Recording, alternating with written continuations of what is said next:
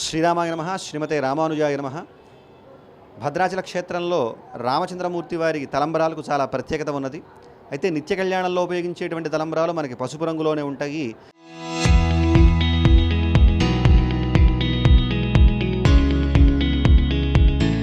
కానీ శ్రీరామనవమి నాడు ఉపయోగించేటువంటి తలంబరాలు మనకి ఎరుపు రంగులో ఉంటాయి. ఈ తలంబరాలు కలిపేటువంటి కార్యక్రమాన్ని మనకి పాల్గొన పూర్ణిమ నాడే మనకి వినియోగించడం జరుగుతుంది, అంటే ప్రారంభించడం జరుగుతుంది.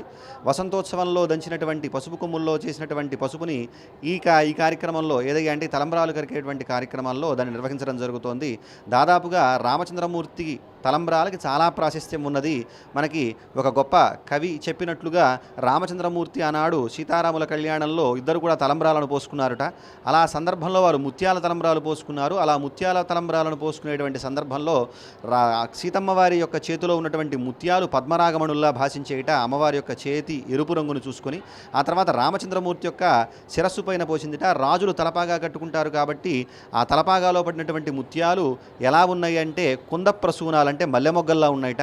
అలా తలపై నుంచి జాలువారేటువంటి స్వామివారి యొక్క నీలమేఘశ్యాముడైనటువంటి రామచంద్రమూర్తి దేహంపై నుంచి పడేటువంటి అవి నీలమణుల్లా భాషించేట. అటువంటి గొప్పనైనటువంటి పలు వర్ణాలు పొందినటువంటి తలంబరాలు మనందరికీ కూడా మంగళాలను కలిగించాలి అనేటువంటి భావాన్ని వచ్చేటట్లుగా చెప్పినటువంటి గొప్ప పద్యం.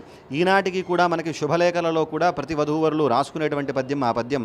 అలా ఈ పద్యం ఏ భావనైతే తెలియజేసిందో అటువంటి భావననే నవవధూవరులు ఎవరైతే ఉన్నారో పెళ్లి చేసుకునేటువంటి తలంబరాల్లో సీతారామచంద్ర స్వామి వారి కళ్యాణంలో ఉపయోగించినటువంటి తలంబరాలను వినియోగించుకోవడం జరుగుతుంది. అంతేకాకుండా ప్రతినిత్యము కూడా వాటిని శిరస్సున ధరిస్తారు, సీతారాముల ఆశీర్వచనాన్ని పొందినట్లుగా భావిస్తారు. కాబట్టి ఈనాడు కలిపేటువంటి తలంబరాలకి, అంటే పాల్గొన పూర్ణిమ నాడు కలిపేటువంటి తలంబరాలకి అంత ప్రత్యేకత ఉంది.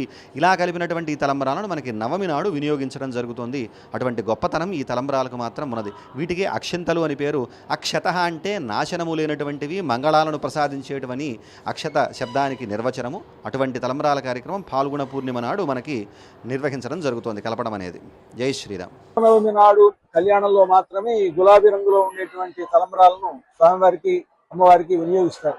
దానికి కారణం ఏంటంటే ఆ రోజుల్లో తానీషా స్వయంగా ఆ కళ్యాణంలో పాల్గొన్నప్పుడు ఆయన గులాం తీసుకొచ్చేవాట. ముస్లింల సంప్రదాయం ప్రకారం సంతోషాన్ని వ్యక్తం చేయడానికి గులాం చల్లుకుంటారు. ఆ గులాంని కూడా ఈ తలంబరాల్లో కలిపేటువంటి ఆచారం ఆనాటి నుండి ఏర్పడింది అంటారు.